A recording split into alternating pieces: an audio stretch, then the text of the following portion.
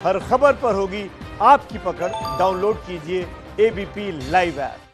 तो स्ट्रेटेजिक तौर पर, सामरिक तौर पर भारतीय फौज ने लगातार बढ़त बनाई हुई और इसी से चीन बौखला गया। भारतीय सैनिक अब फिंगर 4 पर भी पहुंच गए हैं, जहां वो चीनी सैनिकों से eyeball to eyeball है, यानी एकदम आमने सामने। और मैप के जरिए हम आपको वो पूरा इलाका दिखा रहे हैं, समझा रहे हैं कि किस तरीके से भारतीय फौज लगातार बढ़त बनाए हुए। फिंगर 4 का जो आप एरिया देख रहे हैं, जहां पर रेड और येलो लाइन आकर मिल रही है, उस एरिया पे अब तक चीन कोशिश कर रहा था कि वो जमावड़ा बनाए रखे और भारतीय फौज पीछे रहे, लेकिन अब भारतीय फौज ने फिंगर 4 में अपनी बढ़त बना ली। सीधे लिए चलते हैं आपको नीरज राजपूत इस वक्त हमारे साथ एलएसी पर क्या हालात है, ग्राउंड जीरो पर मौजूद है बताने के लिए। नीरज,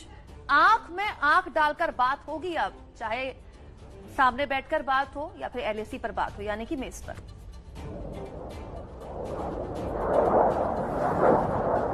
बिल्कुल, आपने बिल्कुल ठीक कहा है कि अब एलएसी पर आंख से आंख डालकर बात हो रही है भारत की। और चाहे पैंगोंग से लेक से सटा हुआ, चाहे उत्तर का एरिया हो, जो फिंगर एरिया की बात हो, जहां पर आपने भी बताया,